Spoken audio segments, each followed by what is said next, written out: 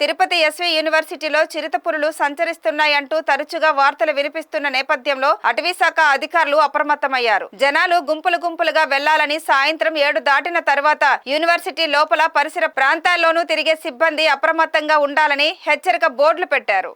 శేషాచలం కొండల అడవి ప్రాంతం సరిహద్దుల్లోనే ఎస్వి యూనివర్సిటీ ఉండడంతో చిరుతలు తరచుగా ఈ ప్రాంగణంలోకి ప్రవేశిస్తున్నాయని ఎస్వియు ఉద్యోగుల కుటుంబ సభ్యులు చెప్తున్నారు. సాయంత్రం 7 దాటాక బయటికి రావడానికి భయం వేస్తుందని అటవీ శాఖ అధికారులు బోనులు ఏర్పాటు చేసి చిరుతల బారి నుండి కాపాడాలని కోరుతున్నారు.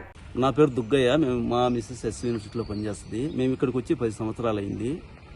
ఇక్కడ మేము వచ్చినప్పటి నుంచి ఎప్పుడు కూడా చిరుతలు అనేటువంటి ఎక్కువగా తిరుగుతూ ఉన్నాయి. వాటిని కట్టడి చేసేటువంటి పరిస్థితి లేదు. వెటర్నరీలో ఉన్నటువంటి బోన్లు వేసి వాటిని పట్టుకుంటే బాగుంటుందని మా అభిప్రాయం. మేము ఇక్కడ బయటికి రావాలన్నా కూడా చాలా భయంతో కూడినటువంటి పని. 7 దాటిన తర్వాత మేము బయటకు వచ్చేటువంటి పరిస్థితి లేదు. 7:30 తర్వాత కూడా ఒక 1 మంత్ ముందు ఇక్కడ మాకు కాన్ రావడం జరిగింది. కాబట్టి ఈ ప్రాంతంలో ప్రతి ఒక్కరికి ఏదో ఒక రోజు చిరుత అనేటువంటి కానొస్తుంది. జింకల అరుపులు అయితే ఎక్కువ వినిస్తుంటాయి, కానీ దాని అరుపు మేమైతే ఇంతవరకు చూడలేదు. కాబట్టి దానికి ఏదన్నా చర్యలు తీసుకుంటే బాగుంటుంది అనేటువంటి మా అభిప్రాయం. మేము భయంతో ఇక్కడ నివసిస్తున్నామని మా అభిప్రాయం. యూనివర్సిటీ వాళ్ళు ఈ బోర్డులు అవన్నీ పెట్టారు కదా, నిన్న ఈవినింగ్ మాత్రమే పెట్టినారు, ఇంతకు ముందు పెట్టలేదు ఎప్పుడు. అందులో అది ఎక్కడంటే అక్కడ నిన్న దాడి జరిగింది 1 గంట ప్రాంతంలో వేదిక యూనివర్సిటీలో.